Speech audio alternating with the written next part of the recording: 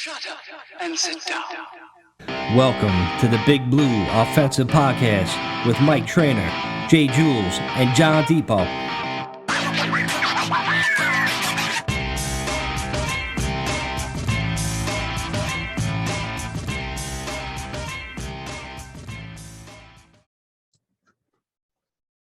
Hey, what's up, Giants fam? Welcome to the Big Blue Offensive Podcast. I'm Mike. That's Jules. That's John. John is back at a new location. It's just upstairs in his kitchen, a refurbished kitchen. He's got a bunch of cabinets. I bet there's a bunch of Giant glassware in there. There's a bunch of shit in there, Giants related. You know what I mean? It's actually a kitchen. You can see my Giants bottle opener behind you by the fridge. Of course, I could see it. Shot glasses, beer glasses, bombs, all the whole night in there. It's crazy. It's weird. The whole kitchen is blue. Like it has Giants written all over the place. It's wild. You got to turn it into the YouTube channel and I didn't even know they had a microwave for the Giants, but apparently they do. Oh, it's about to heat up all the victories we're going to have the next couple of weeks. But listen, we have good news and we have some bad news. So what do we want? I guess we want to hit off with the bad news first. Yeah, save the good news for later. Since we've been so used to fucking bad news all year long, we must just keep the bad news flowing, baby. That's what we're doing all year, this Giants fucking team. Another one. DJ Khaled, another one. But not the fun way, bro. Not the fun way. Oh, no, definitely not. Yeah, you thought maybe we'd say another one because the Giants got their second win, but no. Another injury. And not only that, another guy out for the season who wears the C on his chest. That's right. We have now lost our third captain for the season. That's right. And if you haven't heard, which I'm sure you have, Jabril Peppers is officially out for the season. Now, even though he was wearing that C, I have a fucking very strong opinion towards him. And I know these guys definitely have different opinions. But go ahead, guys. I'll let you start because my opinion is going to come over the top for sure. Okay, well, Peppers was a huge loss. Okay, that's first of all, because in the group we were going on with me, Jules and John, like John agrees, and I agree with John. Jules is just, I don't know, he's on another island. I think John has a nickname for him. Like, John, what's his nickname? We're gonna call him Twitter Boy because he embodies all the bad Twitter takes. You're a bad guy, Jules. You're bad. You're just like fucking. I'm secretly leaking all this out to Twitter. All right, that's what stirs the pot and gets everything going. And then on my real account, I come back in and start talking shit. You're a bad dude. You're like our boys out there in the other group text message we have. But yeah, Peppers. Yeah, I'd say big loss because all of a sudden, I know he was getting dogged because they had him going in deep, press coverage and man coverage on an island by himself. But when he's up in the box and he's rushing the passer, oh my God, did that fucking defense look totally different this past week with him. So now, of course, I knew there was going to be an injury during this game. And of course, that was the main one. We can't catch a fucking break. Everybody's going down. They better check the turf at MetLife because I'm about to go check. And if I might find fucking half his body in there, they might celebrate me for finding half his body, but I'm going to figure out what's wrong with this fucking turf. I think the half is fucking reaching up from the grave and grabbing these people's legs. It's fucked up, man. I'm sick of this shit. Everybody got to go down with an injury. Pathetic. You want to laugh, really cry, but laugh. We were talking about this with the field last week too. And I don't remember which podcast I was listening to before, but they were saying that on Reddit, something with the players, that the players in the NFL voted that they're more scared. They're they call it injury fucking city going to New York to play against the Jets or the Giants in MetLife. Wow. That's the stadium with the reputation for the most injuries at this point. Well, you know what it is, John? I think they cut corners when they built that shit stadium because it looks shitty from the outside. It looks shitty on the inside. And I tell you, on the ground, it's fucking shitty. So they got to do something, man. Something's up there. Yeah, man. It fucking sucks to lose. All the injuries. You look Saquon, Blake, and everybody else. But Peppers, football's an emotional game. I think that you can play baseball more of an even keel type of a play, a type of thing. But especially with defense and stuff, I think you got to play with heart and energy. And you need those guys that are going to really take you from 99.9 to 101. That just to get you fired up, get the adrenaline going, get the fucking excitement going, endorphins going, whatever, for your locker room, for your team, for your defense. And that's who Peppers was. And Yeah, I don't know. He might be on the sidelines and stuff like that, to kind of do it in a little bit of a fashion, but having him on the field, making that play against Sam Darnold, this week, just, popping up, catching after him, running after him like a fucking, lion chasing a gazelle, that's the type of stuff that you want from a guy with a C on his chest. And, again, we're dealing with another captain, another important cog to our team that is not going to be able to help us the rest of the way. I'm like, real quick, I just want to be clear. And John, you'll probably agree with this as well. Did you not both say that this was Pepper's best game of his season, right? Yeah. This one coming off of Carolina. Oh, because he had him in better position. My man was MIA all season, right? But then shows up for this game. That's not true. They played a different. They used him differently last year. They used him like they used him in Carolina, where he was playing more box safety, not really covering fucking deep this, deep that. It was, cover the flag, cover this, cover that. It was a lot more of a different role, a role that he succeeds in and has played very, very well. When he's sitting there, playing slot receiver against Cooper Kupp, what safety is going to succeed in that role? So that's why, it kind of, unless you know what his role is, what he's supposed to be doing, it's hard to say, oh, he's playing bad, he's playing this, he's playing that. Look at the stats. It's hard to say all that without, knowing all the context of what they're asking him to do. What they've asked him to do, sure. Pass coverage, not excellent, but most safeties don't win one-on-one versus wide receivers. That's what cornerbacks are for. But as far as the intangibles and, stopping the run and doing that stuff. So basically you just wanted him to play like a linebacker that can't cover a tight end. Yeah, that's what he got, money backer. Right. I mean, let's be fair about this guy Peppers that we're talking about here. I understand the energy he brings to the field. We always talk about that. But if you guys recall, we went on that bold prediction episode that we had way before the season started, somewhere in August, July. And I told you straight out that with the type of team we have and the guys that we have in the wings waiting to get in there, that we could trade Peppers. And we could trade him at a high value and get a good return. Remember, I even mentioned it. We could go back to that podcast. Please, let's do it. Where I said we could even trade him maybe for an interior lineman. We could trade him for a draft pick. All the things that we could possibly be using right now. And here he comes off his best game of the season, where his trade market value just went even higher again. And what happens? The dude joins the list of all the other guys that he's out for the year. Let's look at his numbers, fellas. And I don't like to be that stat guy that comes in. He's like, look at the stats, because I understand there's intangibles that you could bring. And I understand there's emotion you could bring. But again, the only true emotion I seen outside of this past Sunday was when he won the coin toss and started jumping for joy against the Saints.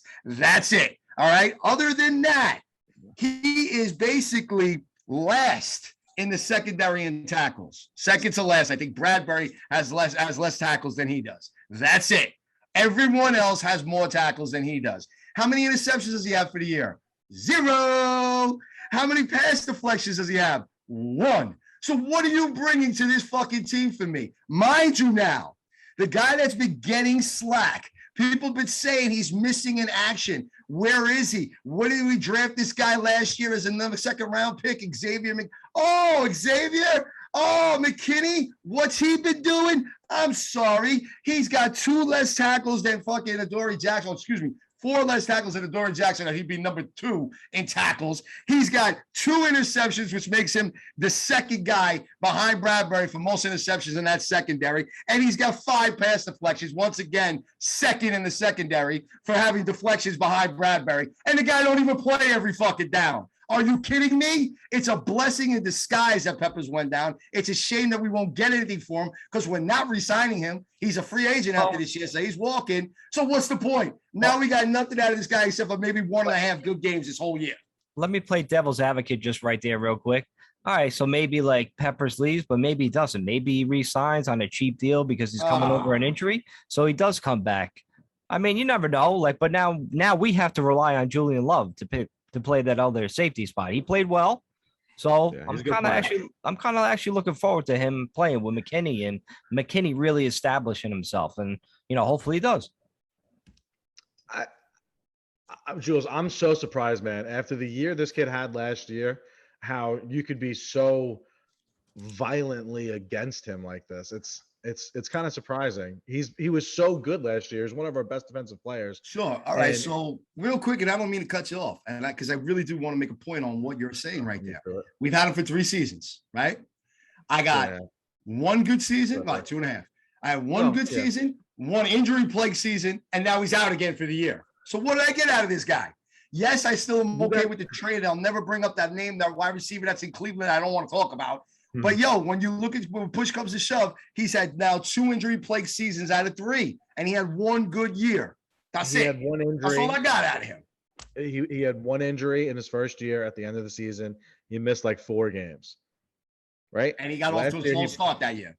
So the whole fucking team did. Sure, of course. He's not by himself there. And he was the first time not in Cleveland. His first time away from away out of that scheme. I mean, not that he had the same scheme, his whole time there, but he's learning a whole new scheme and a whole new defense. No similar teammates, no nothing. So it's gonna take time for a guy to fucking as a third year player. It's not like he's fucking in the league 7 years and he's seen a bunch of shit. So he was like okay in the beginning. Then he finished the year strong. Last year he had a very, very good year. And this year they asked him to change his role. And that's why using statistics is a very difficult thing to do, because unless you go really deep into the statistics and you look at each one of the routes he's covering and what his actual role is in particular plays, it's hard to compare stats. It's like asking a defensive tackle or like a middle linebacker to put up crazy sack numbers. That's not the position that's not the role that position fills. So you don't know exactly what he's doing, especially if he's playing hybrid linebacker, or like you said, money back, or whatever fucking terminology they use for it.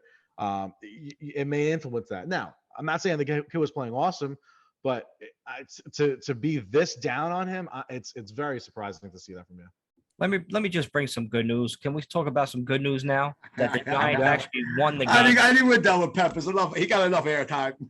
Right? I mean, like, it's over, man. He's done. Maybe he'll be back, maybe won't. But listen, Giants won the game. Their defense actually stepped up and played well.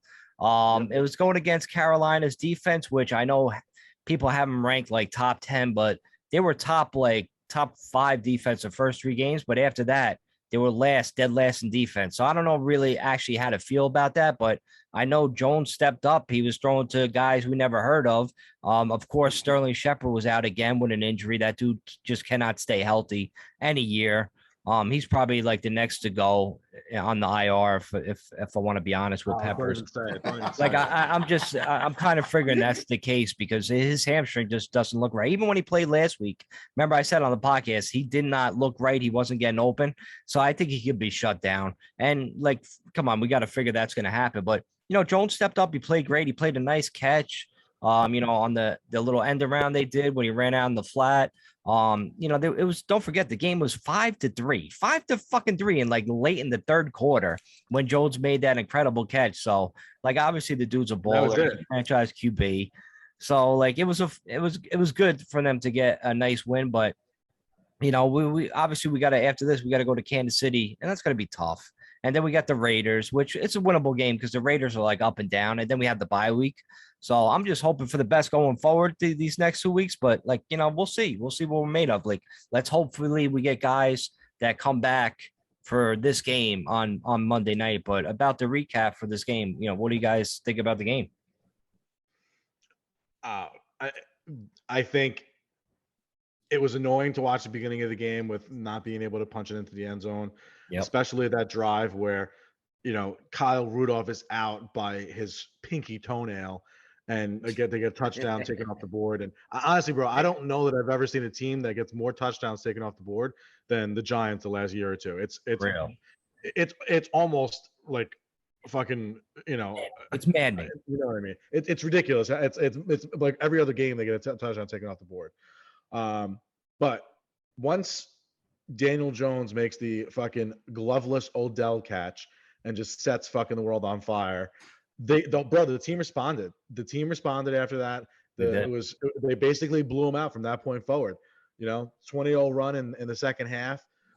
He's throwing the ball. So like you said, he has Darius Slayton, Ingram, which is the most wild card of wild cards there ever been in the NFL. It's dangerous. It's like, having a pet fucking poison a snake. Probably good for a day, but it's gonna fucking bite you. I know, one day. But it's just fun to watch the fucking Giants win, man. And that defense coming together, playing the way, and almost effectively ending Sam Darnold's career as a starting quarterback in the NFL. Funny how that worked out. Yeah, it's funny how that worked out, right? Got on the haters. It's just funny how they have like Daniel Jones back, like you said it, John. Like the team all of a sudden like rallied around Daniel Jones' catch. Like they have that dude's back. Like it's crazy. Yeah. Like I even remember back in the day when we had like Dave Brown and Ken Graham. I never heard players come out and support the quarterback like the way these guys have been. It's something different there, man. If people don't realize he's a franchise quarterback, I don't know what the hell you're smoking, man. Get off that dust. It's not even that you're not realizing it. It's just you're not accepting it. You know what I mean? It's like when you gain weight, like you're in shape one year and you're fucking mid-20s, and then all of a sudden you get your late 20s and you're like, need a new pair of jeans, and another new pair of jeans. You're just in denial. Like you're getting fat. It's just part of life. It's all right, but you have to accept it and do something about it. You know, it's you don't have to accept it, right? Right, I'm gonna accept it. No, you don't have to. I'm on a grape fast right now. The past in a goddamn kitchen right now. You know what I'm saying? Right, you got a fucking pot roast cooking in the fucking background. Yeah, it's fucking Taco Tuesday, man. It's still fucking right there. But like I said, regardless, it was just so much fun to watch them win, bro. Daniel Jones is the fucking man. There's not an athlete that I can remember in my life other than Eli when he was younger that even close to root for harder than this fucking kid. So when he goes out and does stuff like that, you know, that fucking crazy touchdown run that he had, it was like 50 yards or whatever against the Redskins, and you know, the 80-yard run, unfortunately, that he fucking fell on. Like when he makes those ridiculous plays like that, it's different than, you know, the end of Eli's career. Because I guess he had done it already, but I fucking want Daniel Jones to be a boss. Not even just because of the Giants winning, just to tell these motherfuckers that hate on this whole time that they're wrong. And that's it. And they just have to eat it. Now, that's a great point you said there, because there was a lot of that talk during the summer and prior to that. Oh, Daniel Jones, he's not a quarterback. He's mediocre. Look, Daniel Jones is my quarterback. That's what I was trying to say right there. There's no doubt about it. Like I've said that, and I've been behind him all season long. And the guy I told you in that Denver game, the way he started showing that pocket awareness and everything else that I was saying, he's the quarterback. He's the guy. And until we could really see him out there with a full team and really going at it, and let's see him win some big games. Sure, I understand there'll still be some skepticism, but he is the guy. He's a lot better than people think. And if you're still hating on him, then you're not watching the games, or you're just in denial, and you're not realizing that you just had to buy an extra pair of jeans because you went up in size. All right, like John was saying. Yeah. Well, yo, I don't know about you guys, but like I kept hearing the announcers all Sunday long going basically like 5-3. That score has never stayed in the NFL. It got to one point in the third quarter. I was like, yo, fuck it. I hope it stays at 5-3. W, bro. I mean, it would have given me a heart attack because like a fucking safety ties the game and shit. But like, yo, it would have been funny to be like, yeah, we won 5-3, like fucking baseball. Meanwhile, I think the World Series is going to outscore 5-3 score tonight. But, you know, other than that, listen, what could I say? And I'm glad you guys gave me this last part here to kind of go and blow it up. But I said it. I went bananas down fucking in April on draft night. I've still been going nuts. I've been preaching from as high as I can. I've been fucking singing songs that sound like Frank Sinatra's fucking songs. All right. Oh, Jalari, baby. All right. How much more do I have to say about this guy? I've been preaching about it since fucking April. All right. And here he comes. He's stepping up. He's the man. He looks great. The kid's going inside. He's bull rushing. All right. Bull rushing people when they said that he was undersized. All right. He's going inside, outside, making plays. He had like what, 5 quarterback pressures on top of 2.5 sacks. I mean, yo, listen. There's not much more I could say about that kid. I told you he was going to be a stud, and I can't believe how well he's been performing. It was great to see him go out there and just fucking blow Carolina up like he did. I was fucking ecstatic. And it really just leads me to say that with like the improvement of Daniel Jones, you know, you see guys like that on defense. Yo, I really, truly believe, look, this season could be lost, and that's fine. And Giants fans are going to have to accept that, all right? Yes, we'll get some more wins down the stretch. Yes, we can look competitive. Yes, it's still somewhat of a winnable division, but I think it's out of reach, and Dallas has got it. But we don't need to get into all that kind of nonsense. It could be that type of season, and it's fine with all the injuries and all the other things that are going on. But I'm telling you right now, and I want to say this, in October, right, before Halloween, that I'm telling you right now, with the possibility of 2 top 15 picks in the first round of next year's draft, that this Giants team is 1 or 2 major pieces away from being a serious NFC contender, not just NFC East, NFC contender. We have the possibility of it. And I think this is going to lead into when we get into our mailbag questions later on. But what I'm trying to say is that with this draft, 1 or 2 major good pieces that we get, and this team stays healthy next season, look out. And that's what I'm starting to see in this year. So yes, it sucks. We've been getting kicked in the nuts as a franchise, as a fan base for the last decade, pretty much. And here we are in another year where we're kind of getting kicked in the face, and we could point fingers. We could say Gettleman. We could say fucking coaching. We could say injuries. We could go on and on until we're blue in the face. But the reality is that we're there. We're a lot closer than people think. And I want to go on record and tell you this much, that with the right draft coming in April, we are going to be serious next year. And that's all I got to say. Go ahead, John. I was going to say, Ojulari, if the season ended today, probably wins Defensive Rookie of the Year. Dude, that's exactly what I was going to say. I was like, all of a sudden, like, Giants might have the Defensive Rookie of the Year, right, in Aziz, and they also might have, if my man doesn't get hurt, but if he comes back strong and plays the rest of the year, we might have the Offensive Rookie of the Year in Tony, plus another draft pick from the Bears that's going to be a top 10, most likely. And you're still going to hate on Dave Gettleman. You're going to blame Dave Gettleman for possibly having that. You're going to blame him for all the injuries, everybody dropping dead. You're going to blame him for this disaster of a year if it plays out that way the rest of the year. You're really going to blame him for this when he's just giving us pieces and pieces? It's not his fault these guys just fucking drop dead, okay? I'm sick of like defending Gettleman. I'm sick of like talking about it every time and then. But listen, this season is about injuries and about injuries only. If you can't see that, then I don't know how to help you, because if you go with a new GM next year, then all of a sudden new GM most likely he's going to want his own coaching staff, okay? And then once that happens, then all of a sudden that leads to like maybe he wants his own quarterback. So you want to start this whole fucking process all over again?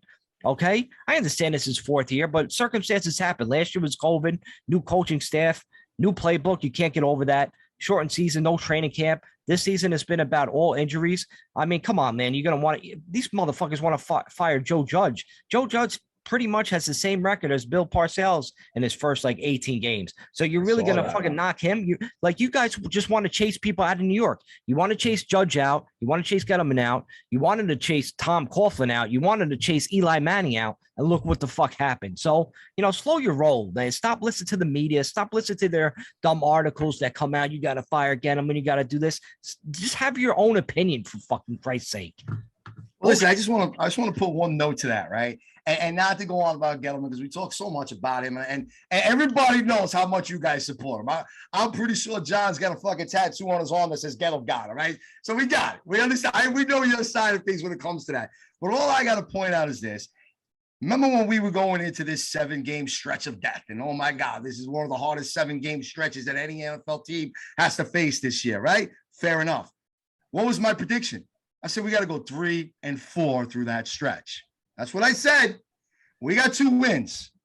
Can we beat either this Kansas City Chiefs team that's just been up and down, and we'll do our preview when we get to that, or the Raiders, or do we upset Tampa in Tampa off a bye? I don't know. But if we could win one of those 3 games, the rest of the schedule gets a little easy. But again, like I said, I am okay with this season being a wash. If it has to run out this way and we only get to 7 wins, 8 wins, which I very see as a possibility for this team, anything above that is us just exceeding expectations at this point in time. Let's be real, okay? But it's very possible, and we're right on the same path that we were supposed to be on a month and a half ago. So, yes, we're a little disappointed. We should have beat Washington. We should have beat Atlanta. That gives us 2 more wins. We're sitting at 4-3 currently. Sure. Then we can maybe split 1 over the next fucking 3. And all of a sudden, you're looking at some sort of 5-6 record going into the softer part of the schedule. That's not what it is. Blame it on what you want to blame it on. It's fine. But I think moving forward, there is a lot of promise in this team, because any team that could show this much fight being a 1-5 team and then playing like they did against Carolina, going into the third quarter in a 5-3 game with guys all hurt all around them and still pulling out a win in the fashion they did shows a lot. And that's what you got to hang your hat on. And if we could just pull at least one win out of the next 3 games over some of these better teams, you know what? That says a lot for this organization and this team in general. Yeah. Find a way to win one of the next 2 games. That's it. If listen, at the beginning of the year, even last week, I said, I'm going to pick the Giants every week. The only one game I'll give you is a Chiefs game. But you know what? The Chiefs defense is horrific. And if you put them in a spot, like they got blown out, I get it. Tennessee is probably better than the Giants as they stand right now, both teams with the amount of injuries that the Giants have. So I'm not going to say we're in a position to be able to do the same thing that Tennessee did, but we don't have to. We need to win by 1 point. That's it. So if you can find a way to hold Kansas City to 24, 27 points and take advantage of their defense, maybe we can get Galladay back, maybe we get Tony back, or Shepard back this week. One of them, 2 of them, you have a chance. You know what I mean? You have a chance. Football is a game that balls bounces weird sometimes, and they're a 3-4 team. So other than previous reputation, it's not like there's some juggernaut team this year. They're just not. So you find a way to win then, or you fucking go into Oakland, or fucking go into Vegas. Vegas is coming to Jersey, right? Yeah. So defend home fucking field. NFL teams that want to beat somebody, you win your home games, right? Win 5 of them, win 6 of them. Can you imagine if we beat Kansas City on Monday night? Can you imagine what this fucking Giants Twitter would do? They would lose their mind. They wouldn't know what we're going to the Super Bowl, baby. No. You know what I'm thinking about? I wonder if let's say Daniel Jones does go in there, he pulls out a fucking win in Kansas City. I wonder how many quarterbacks can say that are playing right now have a winning record against fucking Patrick Mahomes straight up. Daniel Jones might be one of the only players in the NFL. And the fact that he won't play him again for 4 more years, he'll be able to hold on to that for a pretty good fucking time. Dude, that's crazy. That's a crazy fucking stat. Yeah, I tell you, man. Yeah, because I this is how I know that if the Giants are going to upset them for real. If there's no big upsets on Sunday, Giants are a heavy underdog. They're like I think Kansas City's -10. If there's no underdogs upsetting on Sunday, Monday night will be the game. I'm telling you right now, because that's how it always fucking works. And you think these guys, the Giants, are going to come out, especially the defense on Monday night? You think they're just going to lay down? You don't think they're going to be pumped up? Come on, man. This is Monday Night Football. They're going to show themselves. And the way the Giants defense played against Carolina, listen, I know it was Sam Darnold, blah, blah, blah, but they look completely different. When you have Aziz rushing the passer and Leonard Williams, like finally Leonard Williams has some help. Aziz was playing more. He stepped up. Now you have 2 guys that are going to go after the passer. I feel bad for Mahomes coming off with that concussion. And Dex in the middle. Yeah, Dexter Lawrence, bro. He was rushing up. He had 2 different times that he would have hit the quarterback if not for getting held. He got tackled one play, like literally tackled one play. Right. So if with most things in life, when approached with confidence, you have a much better chance of success. So if Patrick Graham found a way to use this defense and be effective with it, and now the players have confidence in themselves and their teammates. Like Logan Ryan, if I don't know if you guys listen to the fan radio, but he was talking about how they went into this week in his press conference. I went into this week and he wasn't trying to be rah-rah. He was just trying to say, you know what? I need to go in and then be the best safety I can be for the Giants. I need to be the best Logan Ryan, and he was saying mow my own lawn, which it's a corny thing to say, and the Giants are just full of these fucking weird axioms and whatever it is. But I guess that's what happens when you lose a lot. But regardless, if they just found a way to be close to what they were last year, and they can ride that wave for the rest of the season, hold opponents to 24 or less points, on average, we have a chance to at least listen. There's 3 wild card spots. There's almost no way, other than catastrophic injury, that the Cowboys are going to relinquish their hold. They're like 4 games up or some shit like that, 3 games up 3.5 in the NFC East. Yeah, so it's possible, but extremely unlikely. What is possible though, because who are the other teams that are like runaways with the wild cards? There's only really 1 or 2 other teams that are locks for wild Well, card. yeah, Seattle could have done us a favor last night and beat the Saints. That would have fucking helped a lot because that would have put them to 3-3. You know what? Technically, we're gonna have to root for the Cowboys to beat Minnesota, even though I want Minnesota to win because that will knock them down a little bit. But we'll get into that in the pickup segment. One thing I did want to say real quick though. Tom Brady does have a winning record against Pat Mahomes, so you got to give him credit because credit is where credit's due. Beat him in the AFC Championship game, beat him in the playoffs. Yeah, you know what I'm saying. So listen, he does have the record on him in that regard. We were speaking regular season and shit. You know what I'm saying? But yeah, listen, John, about the sayings, you're right. The Giants have these weird sayings. You heard what Daniel Jones said about like reading the Carolina defense? No, what he said? I missed that one. He was like this. He's like a midget at a urinal. I was going to have to stand on my toes. No, he didn't. They have some crazy sayings, man. Oh, could you imagine if Daniel Jones actually said that? Well, listen, the mow your own lawn thing is fantastic because it's almost like he was saying something about the way the defense was being called prior to that game. Because he was basically stating that as mow your own lawn because guys were trying to do too much outside of what their assignments were on defense. Yep.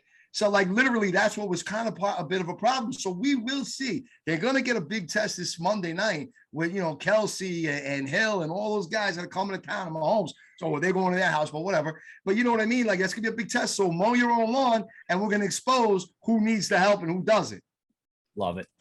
All right. That's right. All right. So, you guys want to take a quick commercial break? We'll come back. We'll do the mailbag. We'll do a KC preview. We'll do the picks and all the whole nine. What do you think? I think we got the KC preview out of the way. But I think it's just That's true. That is kind of true. I mean, we'll save it for the picks. We'll just throw in a little heavier predictions. I have nothing left to say about that. I just hope for a miracle. All right, guys, we'll be mailbag and the picks. We'll be right back with the BBO NYG podcast. All right, we are back with the BBO NYG podcast. Jules, what we got in store now, man? We got mailbox, we got pick 'em pool that everybody wants to look forward to. Yep. Why don't we start with the mailbag and then we'll save the picks for last like we always do. I think, Mike, you got the question that came in this week. Yeah, I got it. It's from Christy.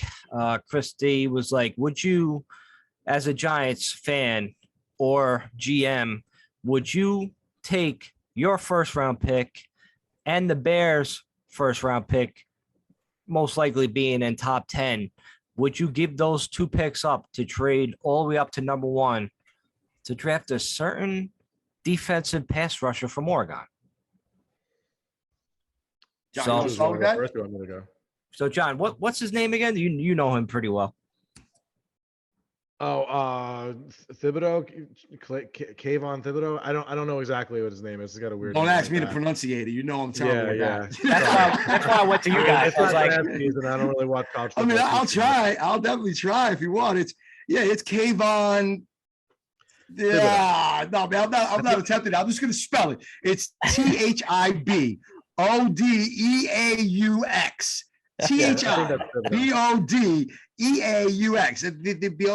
I'm not even trying to say it. I'm gonna call him Kayvon TX.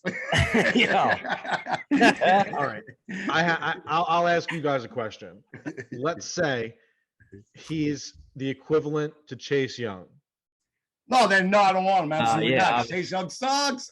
Right. He's got the same things that they said about Chase Young is the same things they're saying about this kid. And he very might well be, and maybe he's even better. I don't know. No, he's legit. He's legit. Yeah. No, he really is. He's good. This kid is solid. We might not know his name, but he's legit. Well, we might not know how to pronounce it.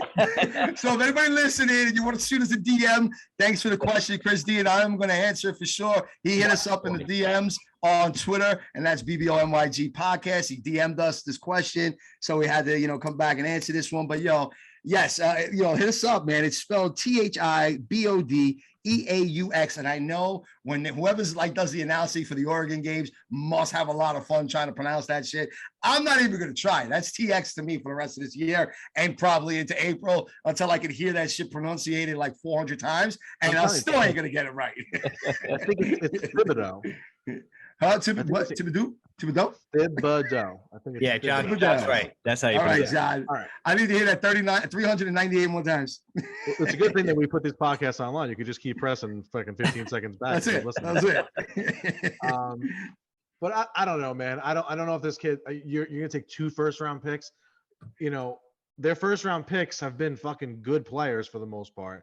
Saquon is a good fucking running back, man. He's probably, I mean, right now he's got the worst luck with injuries, but when he's healthy, he's one of the best players in the NFL. Period. Daniel Jones, he's a fucking franchise quarterback. Dexter Lawrence, he's a really, really good interior defensive lineman. So Baker, sure, fuck it. But I mean, he's really a second round pick that all they were trying to do was lock up a 5th-year option in case he turned out. He turned out to be who they thought they were. We think he's drafted. Really we think he's drafting well, John. But like that, the question was, like, would you do it? Would you trade both of our picks to move up to number 1 to get him? Say he's number 1, number 2, because there's no quarterbacks coming out, so he's probably going to go number 1. Would you do that trade? That's what I'm saying.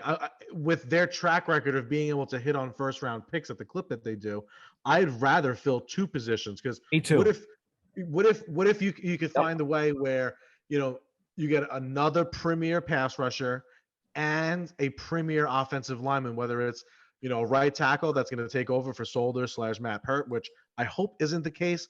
I would much rather Pert work out, obviously, and then look like he did. Hard. It looked like Pert did. It looked like Pert. Pert looked like his back injury kind of like got better because he looked really good on Sunday. So he had 0 pressures and 0 sacks allowed. So, I mean, he played a good game statistically. I don't know if, it was that good because of how much they were actually moving the pocket around and getting Jones out of the pocket, which probably something we should talk about more, how they schemed the game a little bit. But regardless, that probably aided some. But 0 is 0 is 0. That's just 0 times 0. It's always fucking 0. 0 is always what you're looking for. So if he can continue to grow and they can figure out a way to, maybe use the better of the first-round picks on a pass rusher if they can find one that's worth the value. And then let's say the Giants do get that wild card spot and, they're picking 18th, 19th, or whatever the case is, then, you go try to get the best offensive guard in the country like I wanted them to do last year. I'm kind of with you, though. I think I would hold on to both those fucking picks. We don't really need much of anything else as far as, you don't need any wide receivers for damn sure. You don't need, hopefully you're not going to need a tackle because Pert works out. Hopefully fucking Gates comes back healthy next year. You don't need a center. You don't need wide receivers. Maybe a tight end, but you're going to draft a tight end in the first round. I don't know if there's any Kyle Pittses out there this year. Your secondaries, you have starters and you have guys coming up that you've been drafting the last couple of years. Logan Ryan's not going anywhere because of the way they reworked his contract. Xavier McKinney is going to be going to his 3rd year. He's not going anywhere. Maybe a linebacker. I don't know. I think if you can attack those 2 big problem areas, you might be in for a really nice, fun season next year. Jules, would you trade both those picks for moving up to number 1? You know what? I don't know if I would. Not to move up to like that 1st or 2nd spot, just because of the fact that there are other guys, and it is still a little early in the year for college football. We're going to see what they look like in the playoffs and in the combine and all that kind of stuff.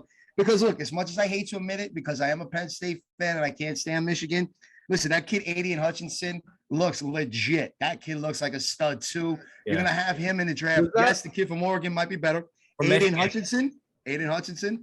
He's a stud, bro. Yeah, he looks good. And then there's even another dude out of Purdue, George Karlaftis.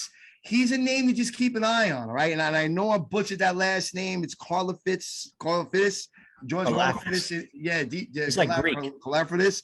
The edge defensive end from Purdue. There's some guys there, man. And look, if you can literally get one of those 3, and you're going to tell me that we'll get a solid offensive lineman?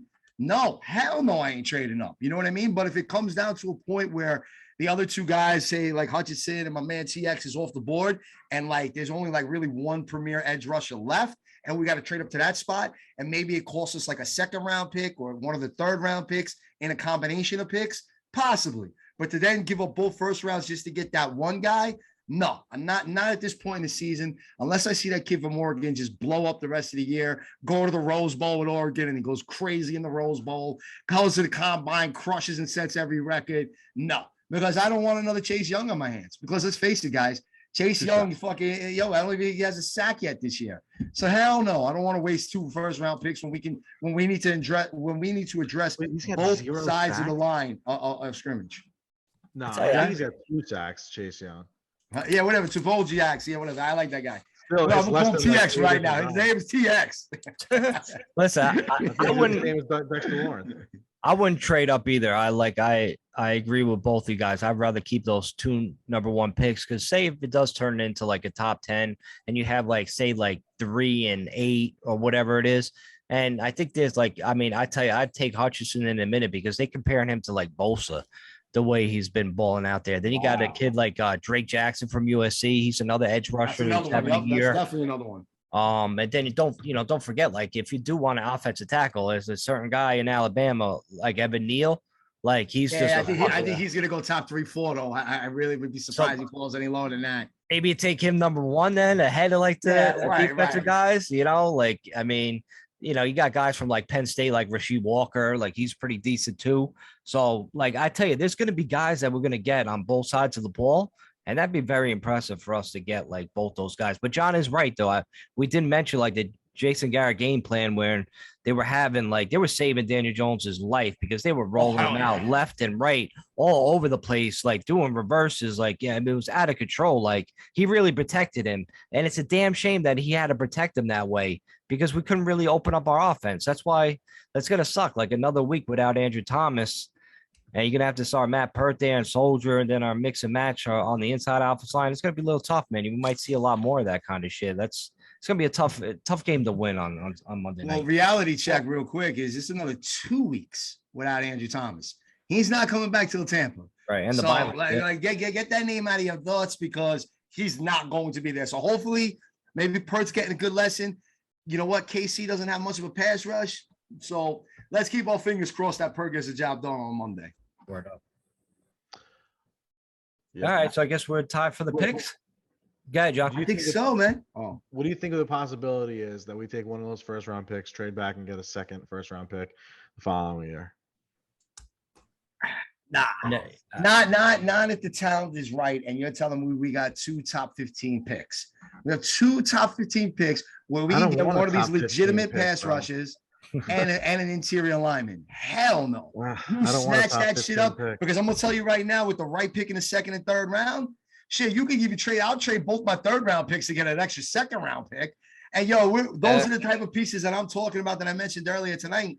That literally could be the difference maker and us all of a sudden going from being like, the NFC East jokes to being NFC East contenders and NFC in general contenders. So you know what? That's what I really think this is. I mean, look at the way this kid Ojulari's been playing. The interior line ain't going nowhere. And all of a sudden you add one of these other pass rushes with a guy like hopefully Erlison Smith that we haven't seen all season coming into his own, man. That defensive front all of a sudden becomes scary, okay? And you know what? No, that's what I'm saying. We're a couple pieces away. Blake Martinez comes back healthy.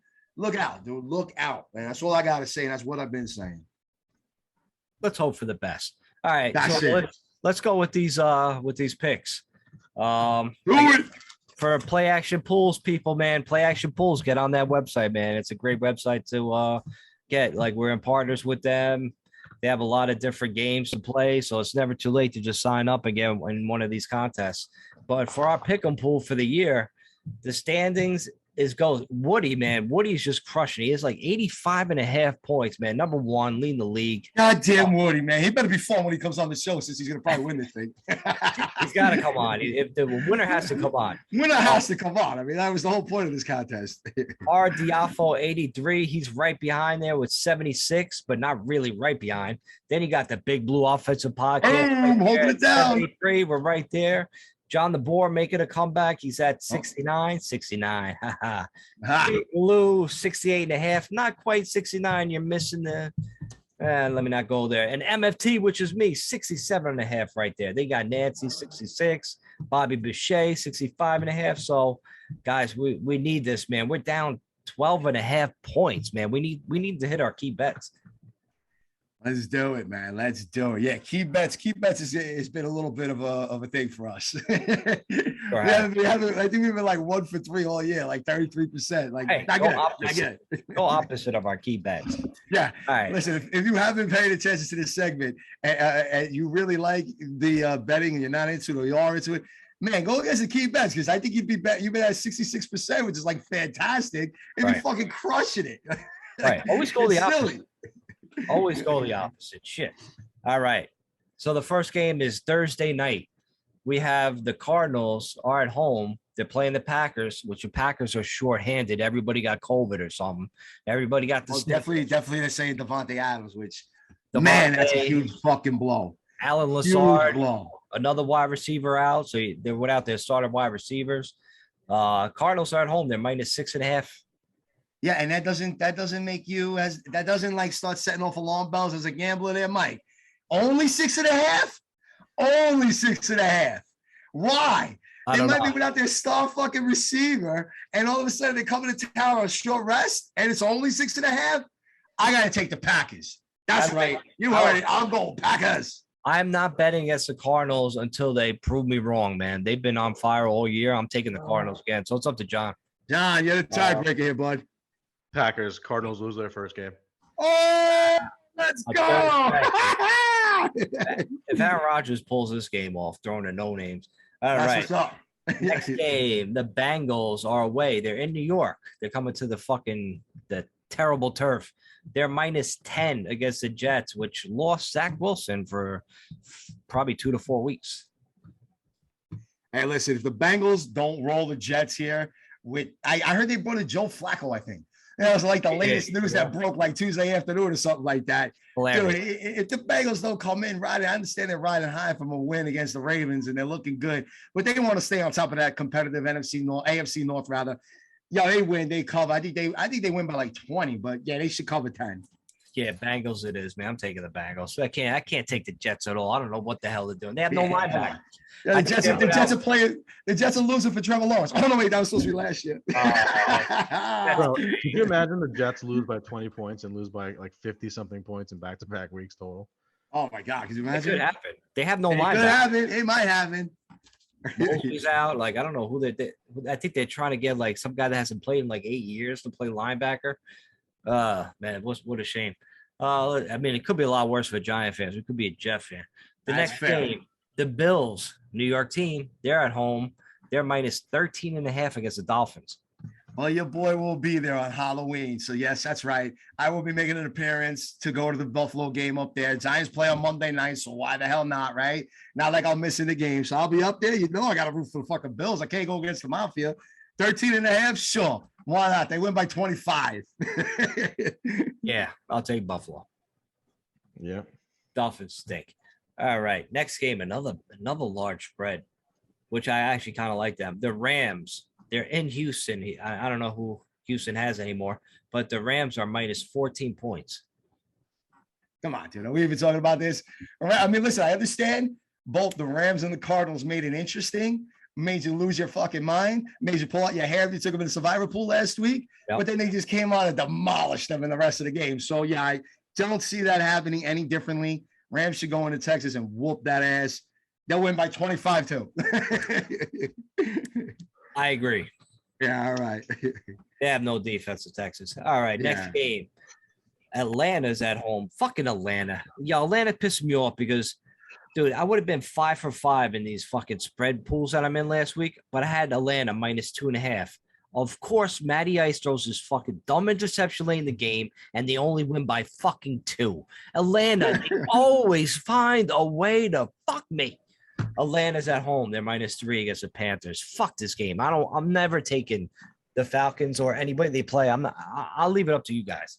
Honestly, I think the Panthers bounced back. Really? Honestly, I think they bounced back and they beat the Falcons. That's my opinion. I will take the 3 points. I don't know about you, John. I was going to go with the Falcons. So Mike, you have to pick Mike. You can't get away from it. We pulled you back in, bro, just when you thought you were out. That's hysterical. I'm taking Atlanta. Fuck. Oh, ATL it is. ATL -3. Yeah, if you want to win like $1 million, just bet fucking Carolina next week. Fuck them. All right. The next game.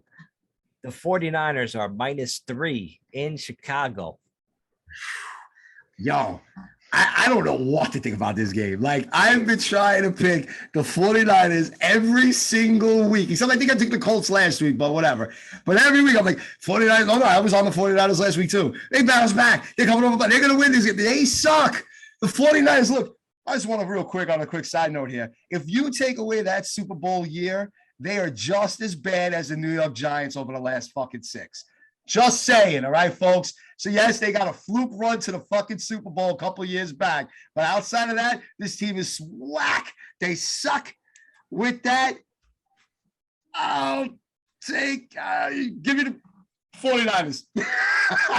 49ers minus 3.5. The Bears look a lot worse. Yes, they do. Yes, they do. They could score on defense, which man, but I gotta go the 49ers, man. I gotta go. Minus 3, right? They got a better offense. Yeah, they should. If the 49ers don't win this game, then please don't even talk about this team again the rest of this year. Yeah, it feels whack. All right.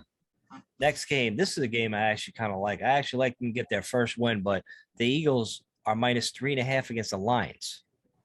I like the Lions to get their first win, man. No Miles Sanders. They haven't been playing great. The Lions have been scrappy in every game, even the first, I guess, quarter of that Rams game. Maybe even part of the second quarter before the Rams open up a can of whoop ass on them. You know what? You're right. 3.5 points at home to the Eagles. Give it to me. I'll take the Lions. You know what? The Lions. Man, I don't know. Yes. I got that gut feeling, Mike. Yes. Money ball that bitch. Yeah. So you know what that means? You should probably bet the Eagles hard. Take the Eagles the opposite way. All right, next game. Titans are minus 1 against the Colts. Colts woke up a little bit. You know what? A lot of people are pumping this game up, man. They're hyping this game up because this is a chance for the Colts to really make a statement, come back. They're at home. They're going to get another crack at Tennessee. Tennessee's riding high off of 2 monster wins. Do they have enough emotion in the tank to go on the road and beat the Colts, who've been playing well? Oh, man, this is probably the toughest game to pick all week. In my opinion, this is the toughest one. I got to ride the Titans just because they've been the hot hand. That's the only reason why I'm picking them. And that's literally the only reason why I'm picking them. Yeah, Colts are up and down, man. I'm taking the Titans. Agreed. Next game, the Browns are at home. They're minus 3.5 against the Steelers. I can't believe the Browns are favored. Baker, yeah, I know. You know what? I mean, is Baker supposed to be back for this game? I don't know, man. I know they're saying Nick Chubb is supposed to be healthy unless something happens to him in practice. I guess Baker's playing. Either way, I know the Browns have been playing some really good football and they're rebounding it, but so the Steelers. The Steelers are sitting at the bottom of the AFC North currently at 3-3. And they're coming off of a bye week. Yeah, I think they're going to be too much for the Browns to handle, man. I got to go Steelers here. I'll take the 3.5 points. The real question is OBJ playing because obviously he's a difference maker. No, actually, Jarvis Landry might be playing though. He's a little bit more special, but all right. I'll still take the Steelers with the points here. I'll take that extra because I think that half point buys me a lot. And I think if anything, if the Browns do pull out the win, they don't cover. Obviously, I was joking about OBJ because, he hasn't been relevant since he left the Giants. He hasn't been relevant since 2016. I got to go Browns because that spread is weird. Like, I think everybody would jump on Pittsburgh. You do, huh? All right. I think so. Like, it wouldn't be just like, oh, it's obvious to bet the Steelers. It's obvious for me to bet the Steelers. Like, I would throw all my money on that. I'm like, why is that spread like that? That's why I'm going with the Browns. Because they're 3-3 and the Browns have a winning record and they're at home. And the Browns actually were the favorites from that division last year. So, I mean, there's a couple of things there. I mean, they bumped out the Steelers. Yeah. There's some of that. But I think this is more of a revenge game for the Steelers because of the fact that they got knocked out of the playoffs and the Browns snuck in over them. There's some of that factor building in. They're coming off that bye. The Steelers and Ben Roethlisberger, if I'm not mistaken, I don't have the numbers in front of me, but I'm pretty freaking damn sure that they are really good off of bye weeks. But I could be wrong. He struggles against the Browns, though, Big Ben. That's why I don't trust him. I'm going with the Browns, so it's up to John. John. Steelers. Fuck the Browns. Steelers. There it is. Fuck the Browns. All right. Next game. Chargers are at home. They're minus 5.5 against the New England Patriots. This is a weird game. This is a weird game. This is a weird game. Again, here's another team. They're sitting on top. I think that this game is extremely important to the Chargers because of the fact that you have the Raiders, believe it or not, winning football games and on top of that division. And yet you have the fucking Chiefs in their rearview mirror. This is like a must win for them with this Patriots team coming in. 5.5 points does worry me because I could see Belichick keeping this close. Because if I'm not mistaken, they played last year, and this was the first time Herbert got like crushed against the Patriots in New England last year. Don't hold me to that, but that's what I think I remember seeing. So there is some of that worrisome. I think they got it right. I'm going to go with the Chargers in this one. I like the Patriots, man. I think they keep it close. I think this game comes down to the wire. Me too. 5.5 is a lot, bro. I don't know if they're going to win by a full touchdown. It's basically what you're saying. Pats it is. Booyah. All right, next game. This one I could see a blowout. I don't know if Russell Wilson's back or not. Maybe he is. Nah, definitely not. Definitely not. He's definitely not. You sure? 100%. He's out at least for another week to two. At least another week to two. All right, so the Seahawks are -3.5 against the Jaguars. I was going to take Seahawks if he was playing, but I don't know now. Like Seahawks, Dirty Geno Smith. Seahawks been playing like tight games, though. You know what I mean? They've been they kind of played. They play it, so even with dumb Geno, like he'll throw a dumb pick at the end of the game, which might cost you the goddamn spread. But the Jaguars, I don't know. I watched them play. They have no offensive line. That Seattle Hawks front, they could get after them. So I got to go with the Seahawks on the defense right there, right, Jules? Yes. Right? and it would be like surprising to see the Seahawks lose back-to-back games. There's a big part of me that wants to take the Jaguars here, though. I know. Really big part of me that kind of wants to take the Jaguars here. Because you want to root for them. That's why. They got their first win, so I got to think that Seattle straightens it out a little bit and beats them at home. Seahawks, man. Seahawks it is. Yeah, no doubt. All right, the next game. Does Trevor Lawrence still play football? He looks good. Like he throws these dumb picks sometimes because I don't know, like there's miscommunication or something going on. But I feel like I haven't seen or heard his name like at all this season. Because he's fucking. He had a great game in London, so maybe he's a European fucking player. I don't know. 7 touchdowns. He's stuck where like in Florida where crocodiles eat people. Like you know what I mean? He's fucking lost down there. Nobody's watching him. Well, he was in Clemson. I mean, it's still the South. I don't know. Poor guy. Yeah, right. I don't know. Poor guy. All right. Well, the next game is the Broncos. They're at home. They're -2.5 Washington. Yeah. Well, to me, this is a no-brainer. Washington looks like shit. They should have one win this year and be in the bottom of the NFC East. Going out, playing a mile high.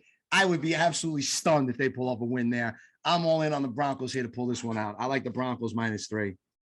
Me too. I like Washington. The fucking Washington Redskins. Whoa, Mike on record for saying he likes Washington. Yeah, Broncos holding us up for putting this as a money ball pick. I think I heard John say Broncos. I tell you why. Yeah, fuck Washington. Listen, I was watching a game with Washington and Green Bay last week. Washington could have had that game, but they fucked up at the goal line, like 4th and goal, like at the 1 and 2, like twice. You know what I mean? They missed a field goal. Like they just fucked that game up. But they played like competitive. Like their defense starting to look a lot better. Like they were playing like Rodgers and Green Bay and Broncos they look like shit the past fucking couple weeks. They can't move the ball on offense. I trust Washington more than I do Denver. But all right, but Broncos it is, man. The other side, I think Judy is back for that game. That's going to be a difference maker on the outside. Because listen, Patrick. He was serviceable, but Judy's a way better, phenomenal wide receiver athlete.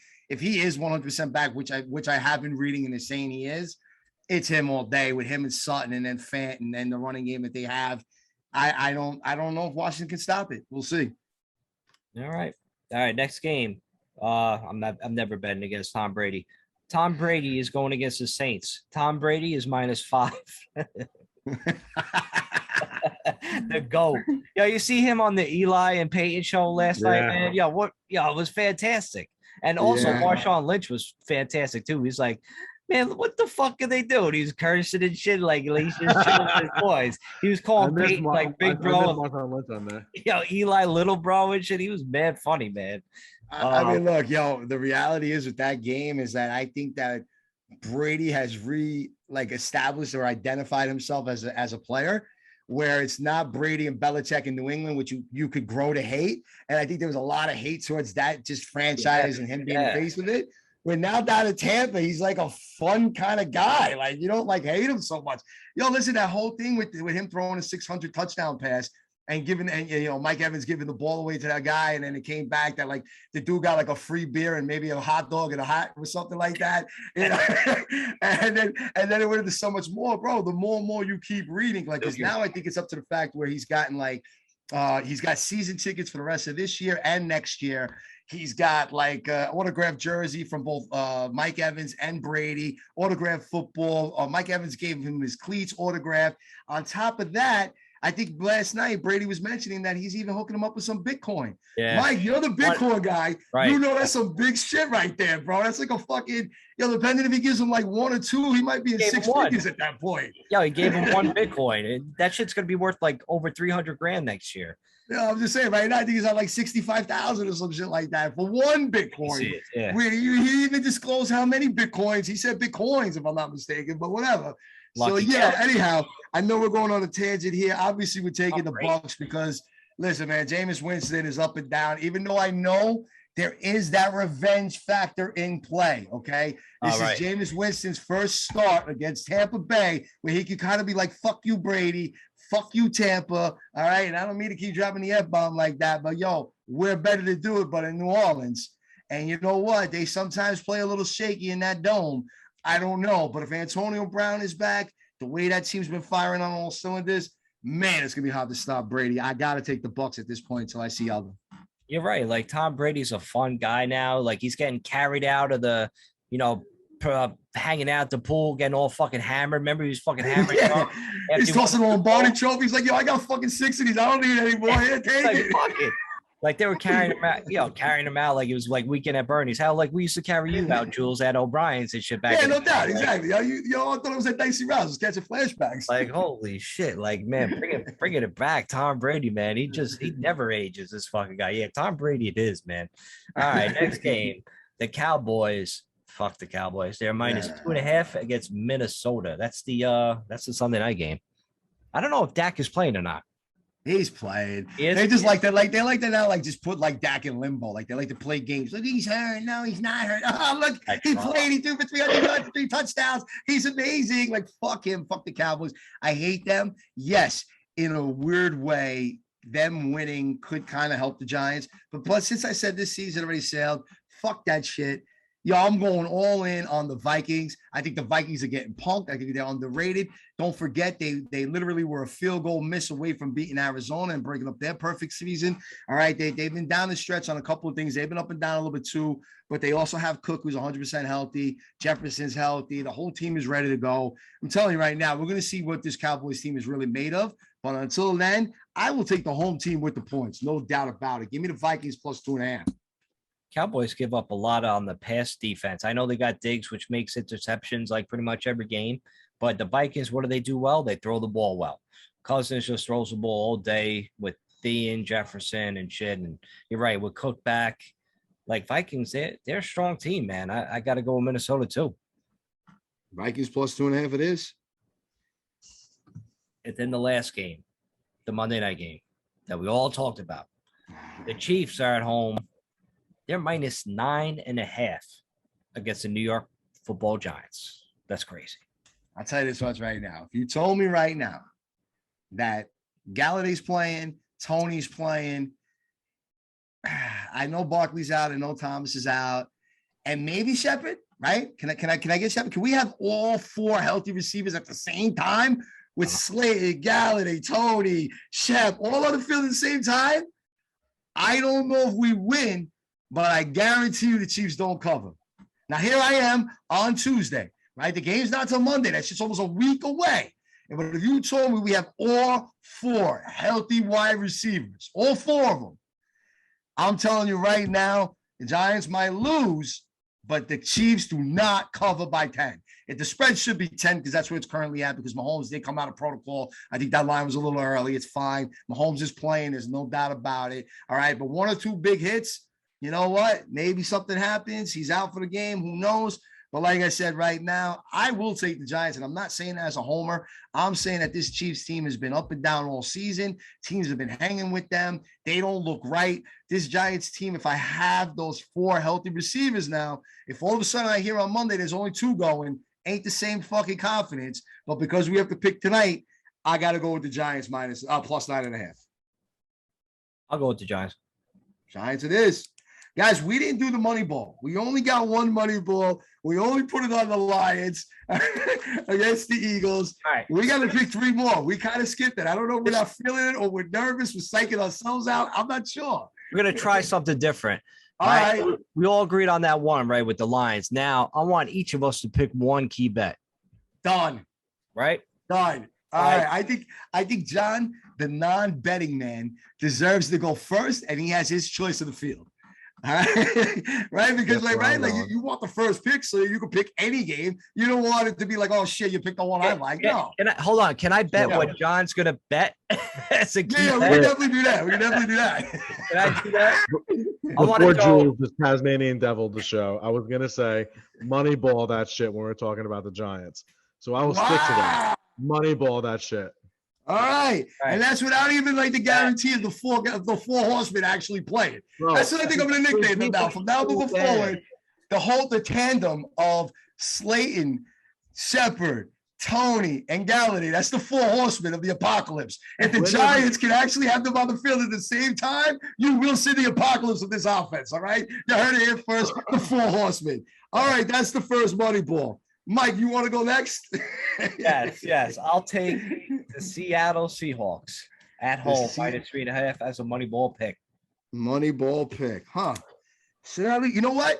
If that's the case, then I'm going to go with the team that I said is rolling and they're red hot. And I know they got a tough, divisional matchup on the road. But you know what? I'm going to roll with the Titans. Go Titans! Remember the Titans, baby, because that's what I'm talking about. I could have sworn you were going to go with the Vikings.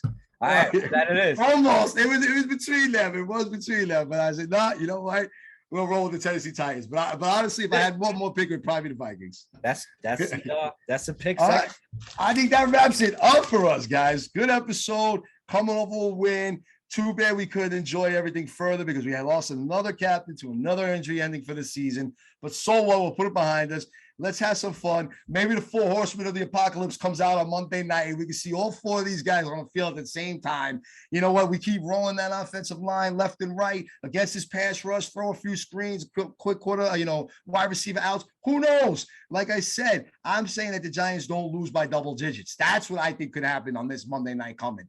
That's what I expect to see. Hopefully when we come back on Tuesday, we come back, yelling and screaming because something crazy happened on Monday night. And it's not just back to the usual bullshit that we've been dealing with all season long. But with that said, guys, get the mailbag questions in. You can hit us up. You could DM us directly at the BBONYG podcast on Twitter. You could actually email us at the Big Blue Offensive at both AOL and Gmail, right? So send us in these questions. We love them. We like answering it. We love making it part of the show. We like hearing back from you. And if you want to hit us up separately on the DM, you can catch Mike on Twitter at Mike Trainer MFT. You can catch John at the NYG Slap Parade. You can catch myself, Jules NYC1. Hit us up individually, but that's it. That wraps up another episode of the Big Blue Offensive. We'll see you guys next week. Later.